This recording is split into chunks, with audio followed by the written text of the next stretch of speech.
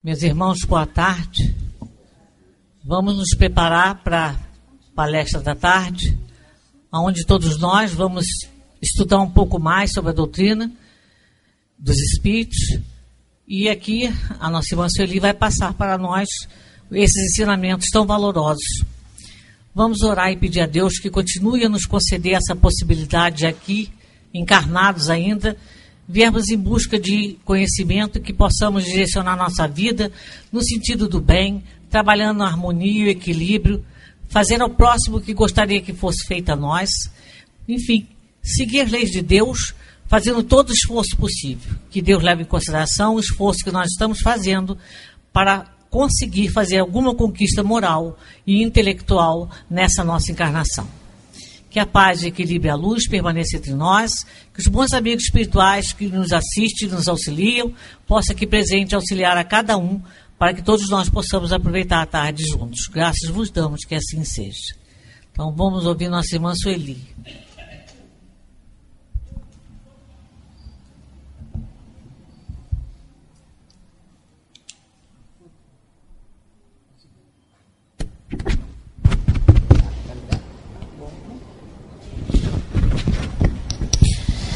Boa tarde a todos. Vamos dar sequência ao nosso estudo, né? Isso aqui parece uma salinha de aula, porque a gente dá sequência e pega de onde parou, e isso é muito bom. Nós estamos desenvolvendo o 4º livro dentro do Livro dos Espíritos, intitulado Esperanças e Consolações, e nesse capítulo As Penas e os Prazeres Terrenos, com o subtítulo Felicidade e Infelicidade Relativas. Então falamos já a respeito disso, da necessidade da obediência para que a gente possa conseguir algum bem-estar, porque com a desobediência a tudo como a gente normalmente vive, é muito complicado, né? Então, citamos aí fizemos algumas ilustrações com o Evangelho, não o Evangelho, o Velho Testamento, né? Com a esposa de Ló, com uma partezinha da mitologia, falando sobre o casal Orfeu e Eurídice, que é uma das histórias de amor mais bonitas da mitologia. E vimos que realmente a obediência é fundamental para que a gente consiga algum bem-estar nessa vida aí. Todas as vezes que a gente desobedece, seja o que for, né, as próprias leis orgânicas, a gente passa mal. A gente sofre as consequências daquilo ali. Nós paramos na pergunta 926, quando Kardec perguntou se a civilização criando novas necessidades não é a fonte de novas aflições. E ele fala que os males deste mundo, na razão das necessidades, os males deste mundo estão na razão das necessidades artificiais que a gente cria para nós mesmos, né? Então ele até cita aqui a questão da inveja, que é extremamente nociva ao nosso bem-estar, à nossa paz.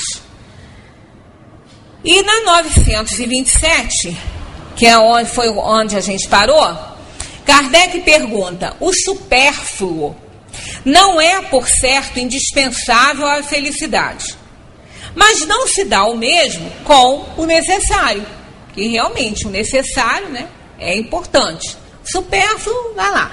Mas até esse conceito de necessidade supérfluo é relativo, porque o que é necessário para um pode não ser para outro, e o que é supérfluo para um pode não ser considerado supérfluo para outra pessoa. Isso também, como tudo é relativo, né? Nós somos individualidades, temos preferências diferentes, temos necessidades diferentes. Então, o que muita gente pode considerar para a nossa vida supérfluo, a gente considera necessário. Então, cabe a cada um fazer aí o seu próprio julgamento nas coisas que possui ou que deseja. Então, eles respondem a essa pergunta. Ora, Kardec continua perguntando: a desgraça daqueles que serão privados do necessário não é real? E eles respondem sabiamente como: o homem não é verdadeiramente desgraçado, senão quando sente a falta daquilo que lhe é necessário para a vida e a saúde do corpo. Essa privação é talvez consequência de sua própria falta. Então ele só deve queixar-se de si mesmo. Se a falta fosse de outro, a responsabilidade caberia a quem a tivesse causado. Então a privação na vida, nos dias que a gente está vivendo, na atual encarnação, ela pode ser um mau uso do livre-arbítrio de hoje ou de vidas passadas. De vidas passadas são as causas anteriores de aflições e as de hoje são as causas atuais. Muitas vezes uma pessoa está numa situação de privação por conta da própria imprudência, da própria negligência com a vida, né? De negligenciar o que já conquistou, o que já tem, então deixa para lá, ou então de usar mal. Nós temos várias vezes, eu falo sobre essa parábola, peço, né, para lembrar dessa parábola, porque ela é muito importante, que é a parábola do pródigo, né, do filho pródigo, aquele que recebeu do pai tudo, ele tinha tudo, ele tinha sabedoria sim, não era uma pessoa ignorante, né? Ele conhecia o valor das coisas, ele sabia, ele vivia muito bem na família dele. Só que ele desejou a parte dele porque ele queria viver como ele achava melhor. E o pai deu, né? Era dele, deu. E recomendou, fez as recomendações necessárias, mas não adiantou muito. Então ele saiu, depredou tudo, perdeu tudo. E ele estava numa situação tão grande de privacidade, penúria, ele estava passando fome.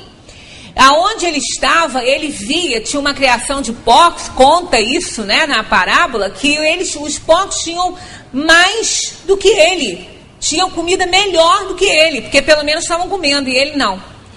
Então ele caiu em si, essa frase também é muito importante, cair em si, reconheceu todos os seus erros, né, tudo que ele fez de errado, e retorna à casa do pai. Isso é uma simbologia para todos nós, desobedientes, negligentes, imprudentes com as leis de Deus, com as leis universais. Chega um ponto que a gente cai em si. Não adianta ninguém falar, a gente tem que reconhecer isso. Então, nesse momento, o que ocorre? A gente retorna à casa do pai. Então, retornar à casa do pai é o retornar à lei de Deus, é dar importância a tudo isso novamente, é querer melhorar. Então, a gente acorda, cai em si, acorda e retorna. Então, essa questão da privação, muitas vezes, ocorre pelas péssimas escolhas que a gente faz na vida. Pela negligência com tudo que a gente tem, põe fora, né? E depois, caindo em si, retorna. Bom quando a gente ainda pode retornar na atual encarnação. Pior é quando a gente bota essa encarnação a perder. Todo esforço feito, tudo conquistado, e a gente põe isso tudo a perder. Não vai ser uma condenação, porque de qualquer forma nós temos aí a reencarnação para nos dar novas oportunidades. Mas ficar adiando coisa para futuro é um problema. Primeiro que a gente não sabe quando que nós vamos poder reencarnar. A fila é grande, segundo os espíritos, a fila é grande. Aqui é ruim, mas todos querem vir. Por que isso? Porque a visão do espírito é diferente da nossa. Enquanto aqui muita gente fica maldizendo a vida que tem e querer ir embora também daqui, só fala que se der uma dor diferente, procura 10 médicos de uma vez. Desesperados, né? Então é só da boca para fora que fala também que a vida não tá boa, que quer ir embora, que não quer não. É muito raro, precisa estar deprimido, precisa estar com algum problema sério para querer ir embora. Porque o instinto de conservação nos prende aqui. Então, o espírito na erraticidade, ele vê que é aqui que ele aprende mesmo. Ou melhor, não é nem que ele aprenda, é aqui que ele põe em prática. Porque ele aprende na erraticidade, muito, muito mais rápido até. Não tem a influência do mundo, né, nem do corpo, ele só tem a influência real mesmo do que ocorre com ele. Na realidade dele, não é uma ilusão como nós temos aqui no mundo. O espírito fora da matéria, ele vê o sofrimento dos injustos e vê a felicidade dos justos. Como ela é na realidade, não como se imagina. Aí ele quer melhorar, aí ele quer reencarnar. Né? E a gente não sabe quando. Então é melhor ir fazendo as coisas mais adequadamente aqui, porque depois fica difícil, né? Pela natureza especial das aptidões naturais, Deus indica evidentemente a nossa vocação neste mundo. Muitos males não provêm do fato de não seguirmos essa vocação. Aqui os espíritos fazem uma observação que eu acho interessantíssima, porque a gente vê isso acontecer mesmo, né? Eles dizem assim, isso é verdade. E muitas vezes são os pais que, por orgulho ou avareza, fazem os filhos se desviarem do caminho traçado pela natureza, comprometendo-lhes com isso a felicidade, mas serão responsabilizados. Então é muito comum a gente ver quando o jovem está lá no 2º grau, começa aquele trabalho todo para saber, vai fazer vestibular para quê, qual é a carreira que vai escolher. Alguns já estão determinados desde criança.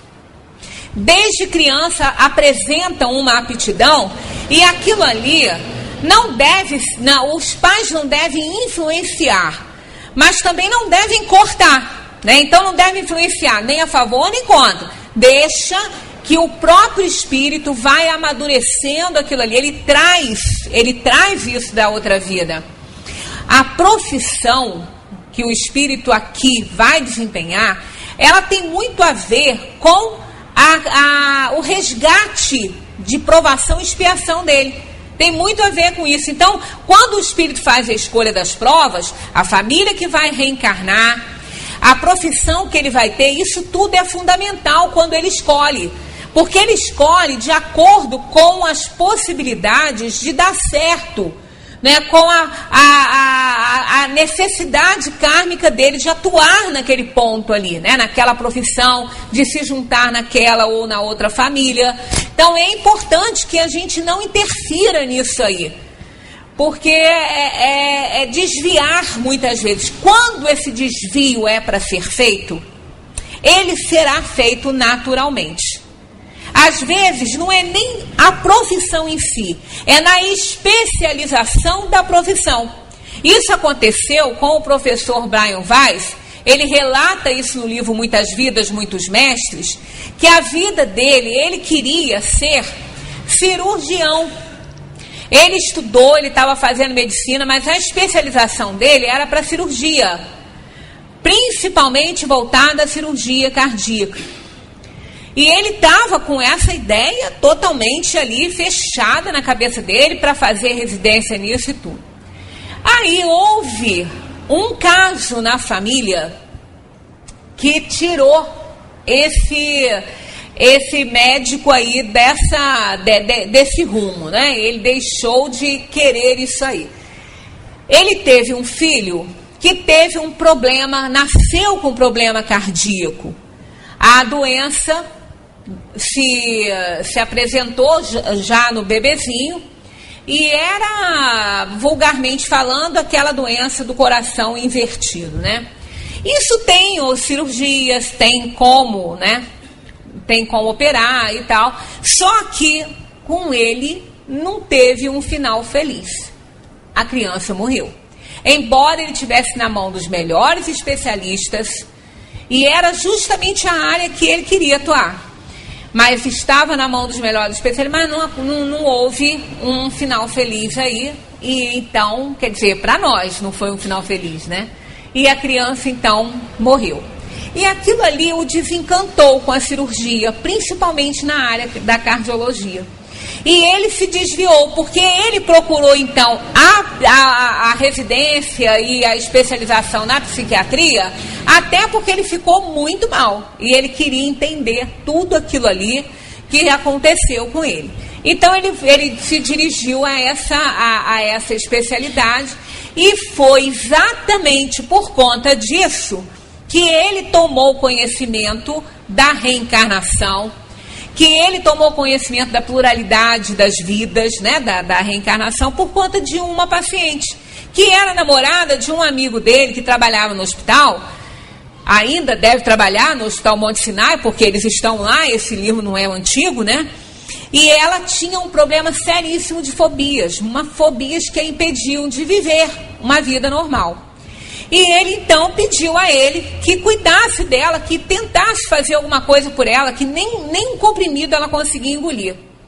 Ela tinha pavor de tudo, era uma coisa, ela não saía de casa, ela tinha fobias assim várias. Então ele começou a cuidar dela, e na primeira vez que ele tentou levá-la fazer uma regressão com ela à vida dela passada, não era vidas passadas, outras vidas não, que ele nem tinha essa intenção, era a própria vida de hoje. Ele estava levando ela à origem, ao início, para ver se ele conseguia descobrir alguma coisa ali. Nesse trabalho de regressão, ela não regrediu até o início da atual vida, ela foi a vidas passadas. Aí a coisa foi acontecendo, esse livro ficou muito famoso, por sinal é o único dele que eu acho legal, porque depois começou a apelar muito para outras coisas, fez muito sucesso, aí começa a ficar ruim a situação. Mas ali ele descobriu muitas coisas, né? Então era importante que ele visualizasse aquilo, que ele vivenciasse aquelas experiências com ela, porque assim ele escreveu uma das obras mais completas dentro da ciência sobre a reencarnação, sobre a pluralidade das existências, explicando cientificamente. Tem até uma passagem que ele fala que se nós soubéssemos que nós temos anjos de guarda nos guardando, velando por nós, nos orientando, nos assistindo todo o tempo, nós não teríamos medo de nada, né? Porque ele descobriu isso, porque depois, com essa questão entre uma vida e outra, naquelas regressões, ela falava, quer dizer, os mestres falavam por ela. Por isso que o livro é Muitas Vidas, Muitos Mestres. Então, mestres vinham conversar com ele. E numa dessas, foi o próprio filho, aquele bebê. E que o mestre o levou para explicar para ele por que ele veio e por que ele morreu. Então foi exatamente isso, foi explicado a ele que aquele espírito renasceu na condição de filho dele com aquele problema para o desviar daquela ideia de ser um cirurgião cardíaco, porque ele tinha uma tarefa a desenvolver e dentro daquela área ele não ia conseguir desenvolver, ele precisava da psiquiatria para isso. Então eles tinham que direcioná-lo para algum lugar, de alguma forma. Para algum lugar não, para a psiquiatria, mas de alguma forma. Então foi feito dessa maneira. Aí que ele procurou entender. Então o pai dele, através dos mestres, conversa com ele. Então é um livro belíssimo e dentro da ciência. Ele não é espírita, continua não sendo, né? Mas ele abraçou essa ideia reencarnacionista. Porque não precisa ser espírita para ser reencarnacionista. Espírita é aquele que estuda as obras espíritas, né? Kardec. Mas a reencarnação sempre existiu. O espiritismo é novo, mas a reencarnação é do universo, é uma realidade universal, né? Faz parte aí do desenvolvimento dos seres criados, simples e ignorantes, os espíritos, para fazer a sua evolução através das reencarnações.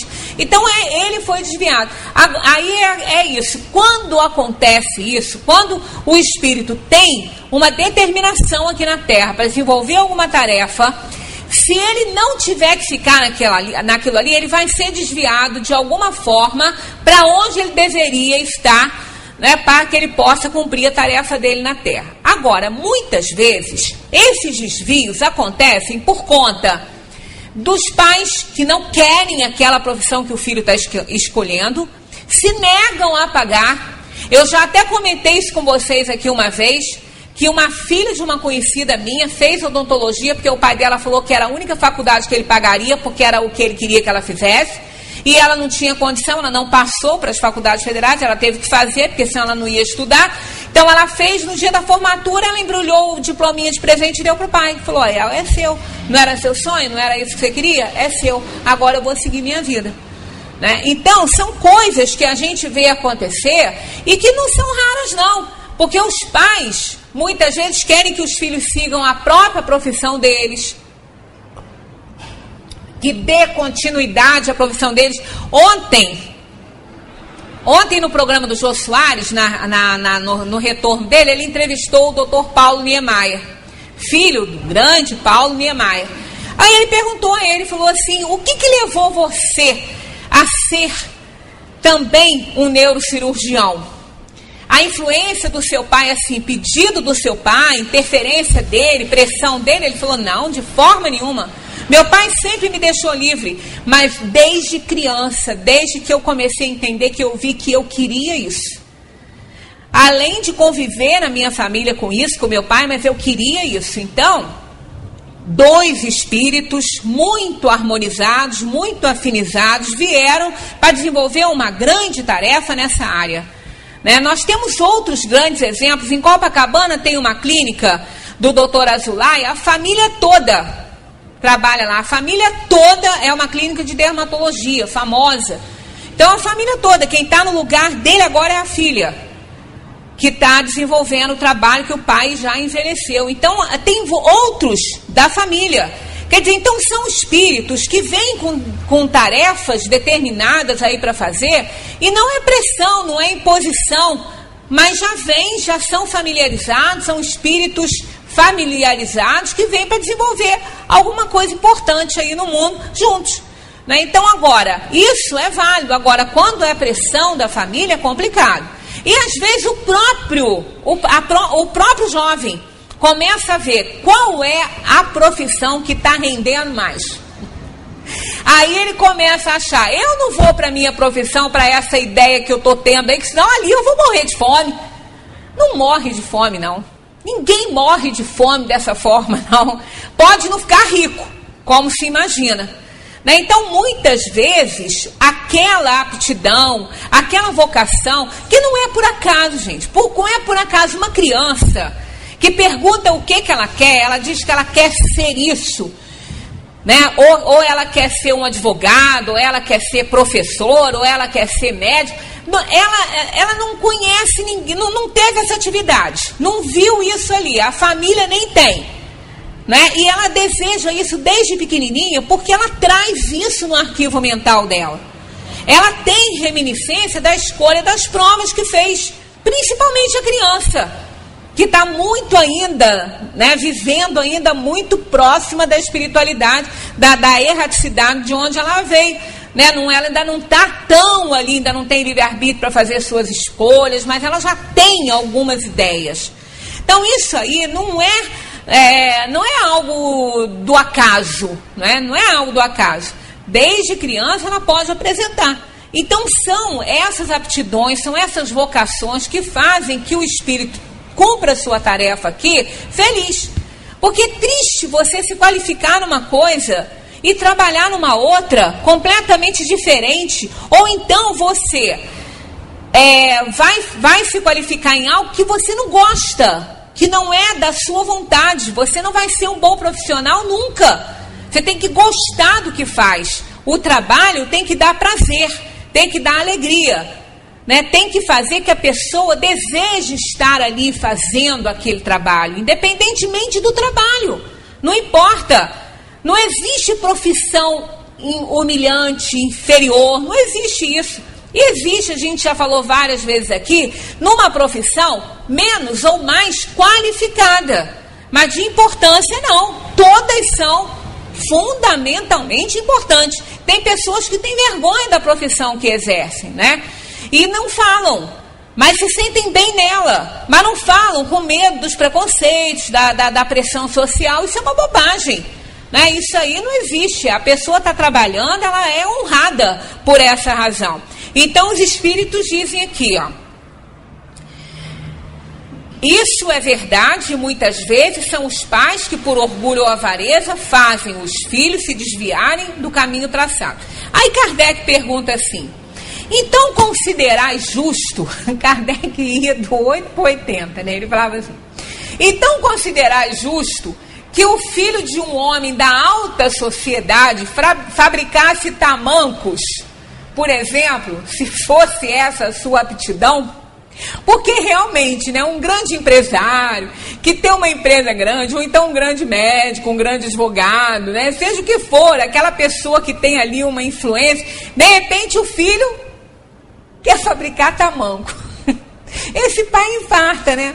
Ele dá uma coisa, porque realmente ele faz o filho estudar, ele qualifica a criatura para a criatura, depois fala assim, eu não quero isso não, quero fabricar tamanco. Então é claro que isso aí foi só uma simbologia de Kardec. Os espíritos respondem assim, não se precisa cair no absurdo, nem no exagero. A civilização tem as suas necessidades. Por que o filho de um homem da alta sociedade, como dizes, teria de fazer tamancos se pode fazer outras coisas? Ele pode não seguir a profissão do pai, ele pode não querer nada com a empresa do pai, né? Porque tem uns que têm pavor daquilo ali, não gostam, né? Principalmente quando há aquela pressão desde cedo, né? Para ele dar continuidade àquele patrimônio, àquela empresa do pai, e às vezes o filho não tem nada a ver com aquilo ali. Né? Às vezes ele quer ser um mecânico, e daí? Ele quer mexer em carros. Não, o pai pode ter lá a empresa que for, pode ser o que for, mas ele não quer, ele gosta disso, ele quer mexer com carro. E qual é o problema? Qual é a humilhação aí de um grande empresário ter um filho, um grande mecânico, né, que trabalhe muito bem consertando carros? Nenhuma. Quer dizer, isso aí tem que ser compreendido pela família, né? E eles continuam dizendo, ele poderá sempre se tornar útil na medida da sua faculdade, se não se aplicar em sentido contrário. Quer dizer, ele vai se tornar útil fazendo o que ele gosta, o que ele quer fazer, né? Se ele não puxar isso aí para outras coisas, né? Que às vezes acontece por pressão da própria família. Assim, por exemplo, em vez de um mau advogado, poderia ser talvez um bom mecânico, e etc. E muitas outras, né, experiências e exemplos a gente tem aí pelo mundo. Aí Kardec faz aqui uma observação muito boa. Ele diz, o deslocamento dos homens de sua esfera intelectual própria é seguramente uma das causas mais frequentes de decepção. A inaptidão para a carreira abraçada é uma fonte inesgotável de reveses, de angústias. Depois o amor próprio, olha o que muitas vezes acontece, depois o amor próprio vem juntar-se a isso, impedindo o homem de recorrer a uma profissão mais humilde. Ele mostra o suicídio como o supremo remédio para escapar ao que ele julga uma humilhação. Porque se ele se qualifica em determinada profissão, porque aquilo ali é que vai ser bom, ou é pressão da família, ou ele mesmo que escolheu, alguma coisa assim, porque vai ganhar mais, e não dá certo. Porque se ele não tiver aptidão para aquilo ali, não vai dar certo, não vai dar. Se ele não gostar do que ele faz, ele vai ser infeliz. E aí não faz um bom trabalho. Não fazendo um bom trabalho, ele não fica em lugar nenhum. Ele não consegue emprego. Embora seja qualificado, ele não consegue emprego. Porque ele não gosta do que faz. Quem não gosta do que faz, faz mal. Né? Não faz um bom trabalho. Aí, por ele ser qualificado, ele não vai querer uma profissão mais humilde. Ele não vai querer. Ah, mas eu sou isso, eu sou aquilo. Como é que eu vou agora, né, me colocar numa empresa para fazer um serviço inferior? Né? Se eu tenho qualificação para ser um diretor, como é que eu vou ser um secretário? Bom, ele tem qualificação, mas não gosta do que faz, não sabe fazer. Então, de repente, ele fazendo outra coisa, ele vai dar muito certo. Mas aí entra a questão do amor próprio, que não deixa. Ele sente vergonha, né? Uma pessoa muito qualificada tem vergonha de pegar um trabalho mais inferior, ou como ele considera sendo inferior. Não é inferior, mas ele considera assim. E isso é a maior bobagem. A pessoa pode ter a qualificação que for, ela pode ter se formado no que for, mas se não estiver dando certo, procura trabalhar numa coisa que ela gosta de fazer e que vai fazer muito bem, que vai ser muito útil a ela e à sociedade. Vai ser feliz. Vai ser feliz. Né? E esse é o objetivo. Os espíritos se sentirem bem naquilo que estão fazendo, para poder ter um bom resultado em todas as situações, né? Aí Kardec continua: se uma educação moral o tivesse preparado acima de todos os preconceitos do orgulho, jamais ele seria apanhado desprevenido. Mas esse que é o problema. Falamos isso aqui no domingo. Domingo nós abordamos essa questão da educação como fator fundamental para que o espírito saia dessa vida aqui melhor do que ele entrou e que ele seja um valor social. Nós trouxemos, eu acho até que vale a pena a gente ler.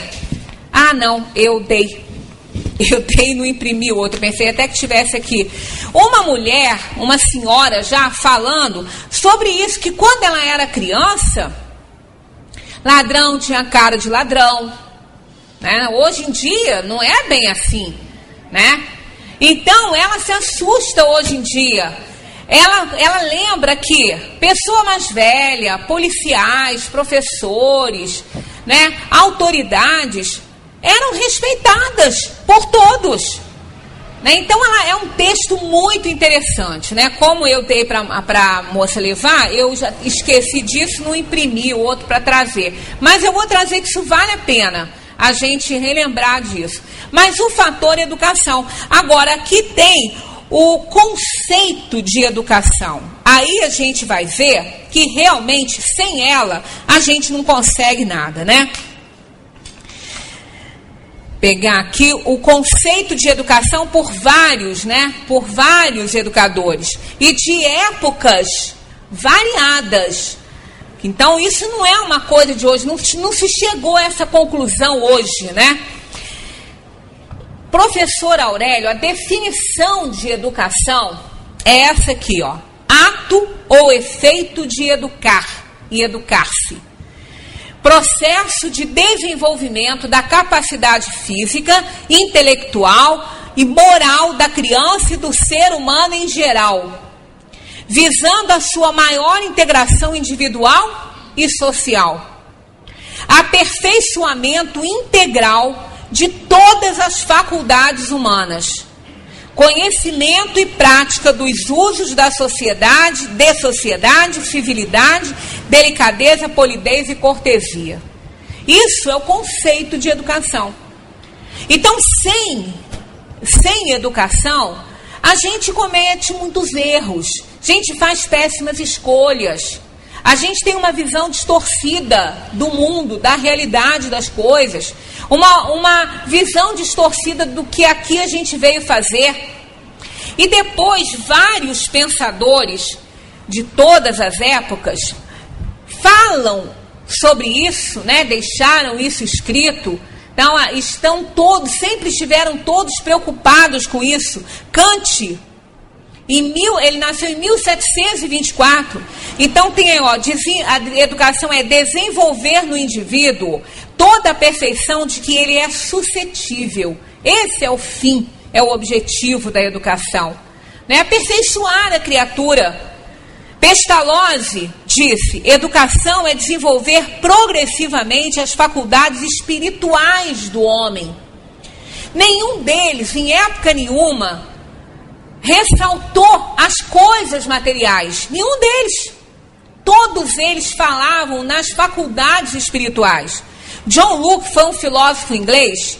Ele disse: educar é fazer espíritos retos, dispostos a todo momento a não praticarem coisa alguma que não seja conforme a dignidade e a excelência de uma criatura sensata.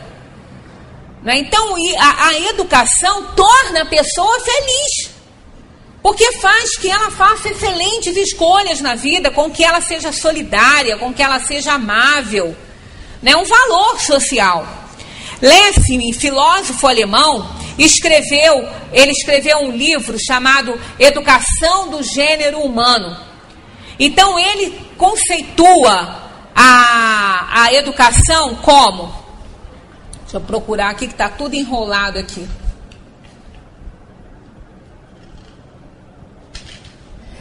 A educação determina e acelera o progresso e o aperfeiçoamento do homem. Ele foi discípulo de Pestalozzi, né? Não, minto, Froebel que foi o criador do jardim de infância, e Kardec também, né? Que eles eram contemporâneos, então ele que foi. Aí vem esse criador do jardim de infância dizer que a educação, que em toda criança, né? Afirmava que em toda criança existe a possibilidade de um grande homem. Então, porque desenvolve os poderes ocultos. Professor Hilário Ribeiro, também nascido em Porto Alegre, em 1847, todos, olha as datas, né? 1800, 1600. Olha, Froebel, ele nasceu em 1728. Alemão. Aí e outros, mas Pedro de Camargo, né? Pedro de Camargo que tem tantos livros espíritas escritos para dar assim um que a mais, né, dentro da doutrina dos espíritos. Ele durante 30 anos ele foi orador, ele foi divulgador da doutrina espírita com vários livros. Ele adotou o pseudônimo Vinícius. Ele também foi um grande colaborador. Ele, inclusive, escreveu num dos seus livros, que eu mais gosto, estou na obra dele, O Mestre na Educação. É um livro belíssimo, né? Ele escreveu ali o objetivo do Espiritismo. Então, ele diz assim: o objetivo máximo do Espiritismo é educar para salvar, iluminar o interior dos homens para libertar a humanidade de todas as formas de selvageria, de todas as modalidades de crueza e de impiedade e de todas as atitudes e gestos de rivalidade e deselegância moral. Essa conquista diz respeito ao sentimento, ao senso moral que os homens do século ainda não chegaram a possuir. Então a gente vê que sem educação a gente não faz boas escolhas. A gente não consegue realmente ser feliz nesse mundo, porque faz muita bobagem. Tem ideias distorcidas, dá à materialidade importância maior do que ela na verdade tem. Ela é importante, né? A matéria, as coisas desse mundo, o conforto, o bem-estar, tudo isso é importante. É importante para a vida aqui na Terra, que nós estamos no mundo material. Mas mais importante do que isso aí é o espírito. Porque tudo vai ficar aqui. Só vai conosco as aquisições que fizemos, as nossas realizações, os nossos acertos, os nossos erros. Isso é que vai com a gente. O resto fica. Então tudo é importante, porque tudo aqui na matéria nos ajuda a alcançar um aperfeiçoamento, uma evolução. Por isso que o espírito tem que encarnar. O espírito precisa de encarnar. Ele não vai fazer todo o seu processo de aperfeiçoamento na erraticidade, não consegue. Porque a erraticidade é a eternidade, não conta tempo, não tem matéria densa, né? Não tem oportunidades deles se juntarem em núcleos familiares da maneira como nós temos aqui na Terra. Então a Terra, que é um planeta de provação e expiação e é um planeta muito material, muito mesmo material, diferente de Júpiter, que é um planeta gasoso, né? Tem vida, mas é um planeta gasoso. Então a Terra nos oferece condições para a gente provar que a gente já aprendeu alguma coisa. Então precisa de reencarnar, precisa de vir para cá, né? Para poder dar conta, né? E mostrar realmente que já aprendeu. Então, sem essa educação moral, a gente faz muita bobagem, muita coisa errada. Porque essa instrução e educação que a gente vê, instrução e educação são coisas diferentes. A instrução ela é mais voltada para a parte da intelectualização, do intelecto. É mais uma coisa informativa, é um desenvolvimento acadêmico. As pessoas vão se informar, vão se qualificar em determinada ciência. A educação, ela abrange a instrução, mas nem sempre a instrução abrange a educação. A educação começa com o bebezinho no ventre ainda, como uma mulher quando perguntou Pestalozzi quando é que ela tinha que começar o processo de educação do filho dela, e a criança estava com 1 ano. Então ele falou para ela, você está 1 ano e 9 meses atrasado, porque já se passaram alguns meses, né? Então desde que está ali, que a mulher recebe a criança no ventre, mas o espírito está acoplado ao seu campo de energia. Então tem que começar ali aquela transmissão de energia boa, o processo educativo começa ali. Uma criança que é criada numa família cheia de orgulho, cheia de vaidade, cheia de ciúme, cheia de inveja, ela vai, se ela não tiver força suficiente para na adolescência, quando acontece, não é assim, o despertar da alma para o que ele veio fazer aqui na Terra, se ela não tiver força suficiente para fazer isso na adolescência, ela vai se tornar um adulto assim, com a criação que ela teve, com os exemplos que ela teve na família dela. Então ela vai sempre fazer coisas erradas. Se vira a família correndo atrás de dinheiro o tempo todo, sempre, então o que ela vai fazer? Ela vai fazer isso também. Até que depois ela comece a cair em si, como o nosso filho pródigo lá, e ver que não é por aí. Aí ela começa a mudar a vida dela. Mas a probabilidade dela ser um adulto parecido com tudo que a família é muito grande. Né? Porque os exemplos são muito fortes. Aí a alma tem que ter uma força muito grande para mudar tudo aquilo. Kardec pergunta, há pessoas que, privadas de todos os recursos, mesmo quando reina a abundância em seu lar, não veem outra perspectiva de solução para o seu caso a não ser a morte. Que devem fazer? Deixar-se morrer de fome? É aquela pessoa que tem uma qualificação, não consegue dar certo, não consegue viver, não gosta daquilo ali, mas também, como foi dito na questão anterior, ela não pode aceitar mais nada inferior porque ela tem vergonha. Então ela acaba não querendo nada, né? Então o Kardec diz assim, Kardec não, os espíritos, né? O homem jamais deve ter a ideia de se deixar morrer de fome, pois sempre encontraria meios de se alimentar, se o orgulho não se lhe interpusesse entre a necessidade e o trabalho.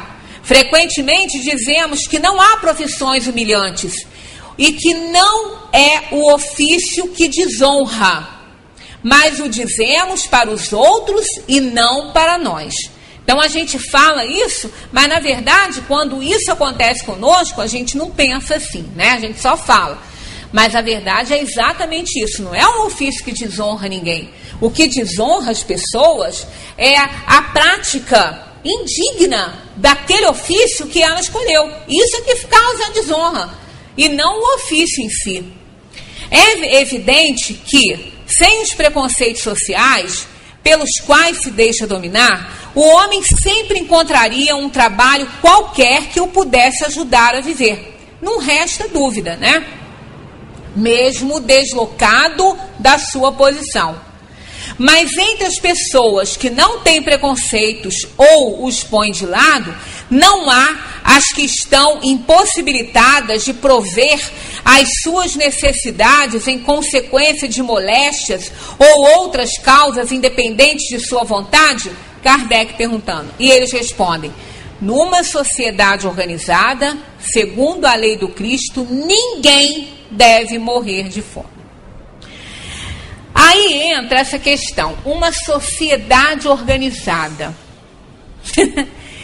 O que é uma sociedade? Não é? É um conjunto de pessoas que formam a sociedade. Não é a sociedade da Terra. São as pessoas encarnadas ali na Terra, formando isso. Então, numa sociedade organizada, ninguém deve morrer de fome. Agora, quando é que uma sociedade é organizada? Quando ela é educada. Quando ela tem valores morais. Quando ela sabe, quando ela tem sabedoria o suficiente para entender que tudo aqui é empréstimo.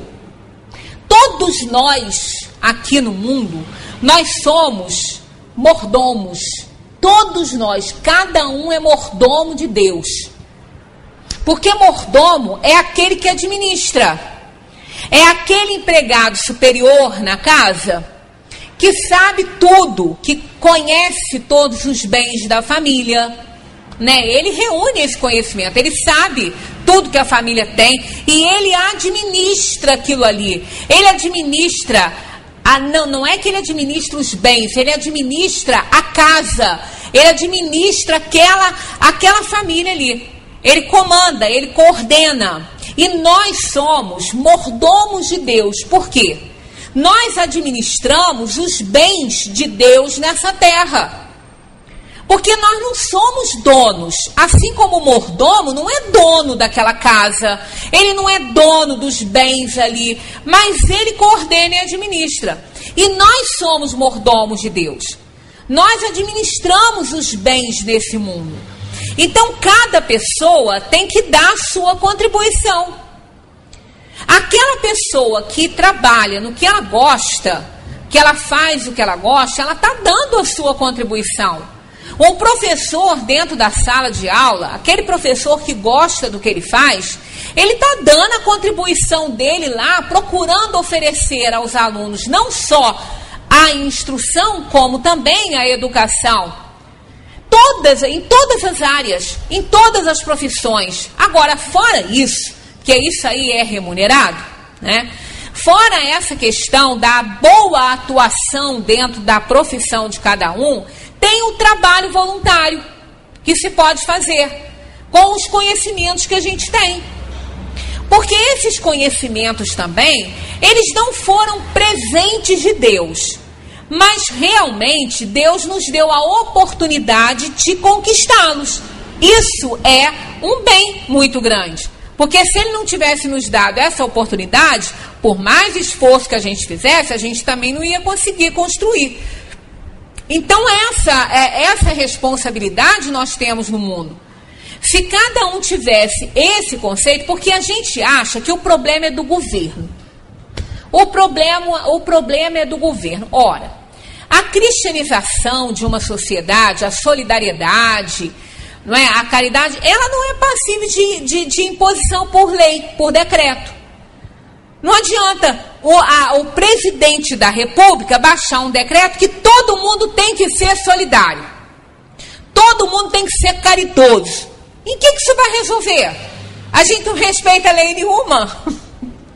A gente vê a placa de trânsito e nem respeita, né? Passa e daí entra ali, ó, não pode entrar na avenida e o povo entra. Então o que adianta botar lá dizendo que todo mundo tem que ser cristão, né? Constantino, no sino antes do concílio de Constantinopla, teve um sino que ele instituiu o cristianismo como religião no Império Romano. O que isso resolveu? Nada. Não deu em nada. Pelo contrário, né? A pessoa, quando leva imposições assim na vida, ela fica rebelde até em casa, né? Quando a gente impõe alguma coisa a alguém, a uma criança principalmente, ela fica rebelde. Não é por aí, não é encostando faca no peito de ninguém. Então, cada um é que tem que se cristianizar, é que tem que entender. É que tem que se colocar no lugar do outro e ver o que ele poderia fazer pelo outro. Se ele estivesse no lugar do outro, o que ele gostaria que fizesse por ele. Aí, se ele pode fazer, ele então faz. Então, existem pessoas que trabalham muito, né? Quantas crianças são tiradas da rua nesses projetos? Eu não vou defender aqui Criança Esperança, porque eu não sei como é que aquilo funciona, se aquele dinheiro vai, se não vai. Mas o que a gente vê são pessoas fazendo um trabalho bom com crianças na favela, né? Então faz um trabalho com artes marciais, com artesanato. Quer dizer, as crianças, no lugar de estar lá na rua, elas estão lá dentro. É uma ajuda. Não sei se vai resolver o problema, né? Porque às vezes uma família, o pai e a mãe educam, fazem tudo que podem e o filho, né? Mesmo assim, ele demanda para outros lados. Mas pelo menos ele está tendo a oportunidade, ele está tendo a chance. Então, se numa sociedade ninguém deve morrer de fome, é porque realmente, se a sociedade for moralizada e educada, ela vai ver a necessidade do outro e vai ajudar. Aí não vai ninguém morrer de fome, né? Mas acontece que numa sociedade imoral, como ainda nós temos imperando num planeta como esse nosso, de provação e expiação, isso aí ocorre. Existem esses, né, esses casos. Aí todo mundo, eu não trabalho, eu não faço a minha parte, cada um que faça a sua, não é? Cada um por si e Deus por todos. Tudo bem. Ainda tá bom isso aí, né? Pior é o outro, né? Cada um por si, o resto que se dane. Esse é pior. Mas é mais ou menos isso que a gente vê na sociedade. Quando a gente deseja cada um por si e Deus por todos, tá bom. Mas na verdade não é isso que a gente está sentindo nesse momento, né? Então é uma questão muito interessante essa aí. A gente gosta muito de culpar o governo. Agora vamos pensar aqui. O governo tem que fazer. Mas quem é o governo? O governo somos nós que estamos lá. Eu não tô, mas eu botei alguém, né? Porque ninguém, escala uma presidência da República por si só, né? Ninguém se torna deputado, vereador só porque quer, né? Ele tem que se eleger. E quem elege é o povo. Então o povo elege, põe lá, né? E depois quer que eles resolvam tudo para o povo. Só que o povo também, quando põe lá, não põe pelo propósito de ajudar ao bem comum, não. Ele tem os seus próprios interesses. Ele troca o voto dele por isso, por aquilo. Então ele está vendo o lado dele, ele não está vendo o lado social. E depois quer que eles resolvam tudo, não vão resolver, né? Não vão. Então cada um é que é responsável, né? Se de repente a gente vê uma pessoa caída, né? Caída assim na porta de uma loja ou na praça, sei lá o quê. Aí a gente vai lá, tenta ajudar. Aí a pessoa está passando mal. Aí tem que chamar, né, os órgãos competentes. Aí chama o bombeiro não pode ir. Chama a polícia não pode ir. Telefona para o hospital, tem vaga, mas eles também não podem buscar. Aí o que a gente às vezes, né, pode ser que a gente faça? A gente lava as mãos compilado e diz assim, bom, eu tentei. Mas também, esses órgãos públicos não tem nada para fazer por ninguém, lavo as minhas mãos. Aí se manda, aí o sujeito morre, ali. Aí, vamos pensar, como que de repente a gente pode se sentir sabendo que aquela pessoa morreu? Porque ali, naquele momento, o representante maior da sociedade é quem viu. É quem chegou perto e constatou o problema. É quem tentou chamar o bombeiro, é quem tentou chamar a polícia, é quem tentou chamar a ambulância e não conseguiu. Mas continua sendo ali o representante mais próximo de todos esses órgãos ali, porque foi ele que achou. Então ele tem que tentar fazer a parte dele até o fim, né? O que ele pode fazer? Se ele tem um carro, bota dentro do carro e leva. Se ele tem medo que o sujeito morra dentro do carro e vai dar muito problema para ele, chama o táxi, paga o táxi e manda levar. Né? Aí ele vai chegar lá. Ele vai chegar no hospital, ele vai chegar onde ele tiver que ir, porque o táxi não vai se recusar. Ele vai receber por isso, ele trabalha nisso. Então pega aquela criatura que está ali passando mal, se não pode levar, bota dentro do táxi e pede o táxi para levar. Aí sim, lá é outra história. Então ele morreu. De quem é a culpa? Primeiro vamos tirar essa palavra daí, que isso é horrível. Culpa é um horror, né? Agora, ele não morreu porque a pessoa deixou ele ali. Ele morreu porque ele tinha que morrer. Que aí essa questão de vida ou de morte já não pertence a gente. Mas a gente vai ter uma parcelinha de responsabilidade pela condição de que aquela pessoa morreu ali. Não é culpa pela morte, mas sim porque a gente podia ter dado um conforto para ele, um tratamento, um socorro, né? Então aquilo ali, aquele que tem um entendimento que ele já aprendeu alguma coisa, ele vai ficar com aquilo na consciência dele, vai falar, puxa vida, eu podia ter tentado mais alguma coisa, a criatura morreu daquele jeito lá na rua, e aquilo fica lá, né? Aquele que não alcançou isso, nem vai se lembrar, mas a maioria de nós nos lembraríamos disso, né? E não foi por mal que a pessoa deixou, não foi, mas a gente tem que ter essa consciência de que nós somos representantes do governo, representantes da sociedade em determinados momentos. Não foi por acaso que aquela pessoa apareceu ali, que foi ela que viu aquela criatura passando mal. Muitos passaram, não viram, mas ela viu. Isso não acontece por acaso. Então, muitas vezes, a gente perde uma grande oportunidade de fazer alguma coisa por alguém, de dar a nossa contribuição. Isso numa escala assim, né, que ostensiva, que estava ali chamando a atenção. Mas quantas vezes a gente se omite, a gente também fica assim na espreita de que isso é coisa do governo, com a contribuição que a gente pode dar, com aquilo que a gente sabe, né, com aquilo que a gente sabe fazer. Uma criança que seja, que a gente consegue fazer, que ela saia da rua e vá trabalhar em algum lugar porque a gente ensinou alguma coisa, já é uma grande coisa. Porque aquelezinho ali pode ser uma mente doentia que pode influenciar muito depois quando crescer. Né? Então, às vezes, a gente faz por um e está fazendo por muitos. Porque pode ser que ele seja um grande problema social mais para o futuro. Né? Então, a gente não tem que ficar também pensando nisso. É fazer alguma coisa, se puder, né, quando puder, por aquele que está ali. Porque isso é da nossa responsabilidade também. Aí Kardec faz um comentário. Com uma organização social previdente e sábia, o homem não pode sofrer necessidades, a não ser por sua própria culpa, né? Mas as próprias culpas do homem são frequentemente o resultado do meio em que ele vive. Quando o homem praticar a lei de Deus, disporá de uma ordem social fundada na justiça e na solidariedade, e com isso ele mesmo será melhor. Então, se nós queremos um pouco de felicidade, a gente tem que fazer a nossa parte e auxiliar outras pessoas, para que essas pessoas também possam fazer a sua parte, porque essa pessoa que hoje a gente deixa de ajudar, essa criança que hoje a gente deixa de ajudar, pode ser aquele que mais para frente vai nos causar uma dor enorme.